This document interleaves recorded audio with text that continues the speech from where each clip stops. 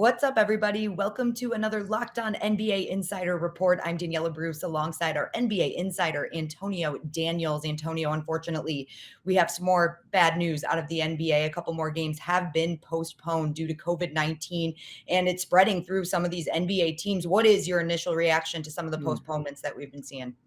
It's unfortunate, but with the ramp up in testing around holiday time, I think it's unavoidable. I like some of the steps that the NBA has taken as far as giving other players an opportunity to now fill in. You see guys getting called up from the G League in the past 24 to 48 hours. You've seen Lance Stevenson get called up. You've seen CJ Miles get called up. Brandon Knight get called up. ISO Joe Johnson get called up. So it's given guys that were out the league and some of the younger guys who want an opportunity to get a legitimate shot, an opportunity to get eyes back on them. Yeah, it's a good way to look at it. There is a silver lining there to see some of the guys that are coming back into the league getting their chance to play. But when you look at it, 97% of the league is vaccinated right now. 65% of it is boosted, and 90% of the cases that are testing positive are the new Omicron variant. So I want to ask you why right now is everything a little bit different than what we've been hearing for the past year and a half? And like I said, the commissioner comes out and says, we don't plan on pausing the season. Well, number one, I think planning on pausing the season, people have to understand, anytime someone goes into the protocol, what you hear is, you know what, they need to pause the season for a week or two. And the thing that I don't grasp about that concept is in a week or two, COVID will still be here. So it's going to still continue to be an issue.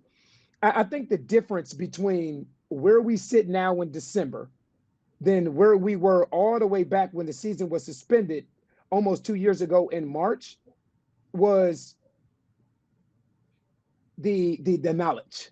Right. The knowledge that we have about the virus. Not just the knowledge, but you also have the vaccine. You also have boosters. So again, vaccines aren't put in place to completely make you immune to something. But if you do happen to contract this virus, the symptoms aren't what they could have been if you were unvaccinated. So I think the biggest change for me is the knowledge that we now have about the COVID-19 virus that we didn't have initially. Antonio, in your first answer, you mentioned that the athletes are being tested a lot more now as the season has moved on. And when you look at the number of tests, you've seen the NFL kind of scale back on that a little bit and put new protocols into place. Is this something you could see for the NBA? It's tough. Daniella, the thing I don't want to sound, I don't want to sound insensitive to the virus. This country has lost over 800,000 people to this virus. So the last thing I want to do is sound insensitive. But then we also have to look at what we are seeing play itself out on the floor. So if we go back to October, when the NBA started, so you go through the rest of October and all the way up to the second or third week of November prior to Thanksgiving, and then you start testing and then guys really start entering the protocol. What that means is in October and November, guys were actually playing with COVID. They were playing. They were just asymptomatic. And now what you're seeing is in the ramp up of testing, because it's holiday time and guys are around their families and you're in more family gatherings and so on and so forth. Now you're seeing guys that are coming up and entering the protocol a little more often. I'll tell you this, though, from the majority of the guys that I've spoken with that are in the protocol, a lot of these guys are asymptomatic. And when I say the guys that I've spoken to that aren't asymptomatic, the symptom that they have is a runny nose or a cough or a scratchy throat. Again, I don't know the solution for moving forward. I would be a fool to think I have it all figured out. The NBA has done a really good job since this global pandemic hit of navigating through these waters. But now it's a little different now because of the amount of guys that are going into this protocol, not just in the NBA, also in the NHL, also in the NFL that are asymptomatic. I think that kind of changes things a little. Right, and as you mentioned, Antonio, we don't have all the answers. We're not medical professionals. We don't know Right. exactly what the answers are here, but when you see all these guys testing positives, and like you mentioned, they are either asymptomatic or have very little symptoms, you have to think there are some different protocols that we could put in place, right? And obviously, like I said, 97% of the NBA is vaccinated. So we are seeing the vaccine do its job. And you'd imagine that if they change the protocols, it would be different for players who do not have the vaccine. Right. Mhm. And I don't know, again, I'm not a medical professional, but you would think for those 3% that aren't vaccinated, or the other 35%, I believe, that aren't boosted, Mhm. maybe it's a little different. Maybe the protocol is a little different, or maybe the testing is a little different.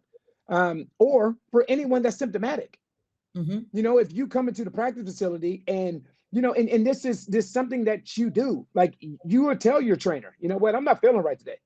Something's not right. I have a headache. I've been coughing for 2 or 3 days, or whatever it may be. These symptoms that you have, if you are symptomatic and you go to your trainer and you say, you know what, I feel like I need to be tested. I think that's different than testing guys that have no symptoms whatsoever. There are guys that I talked to that said, you know what, I feel like I can go out and play a game right now.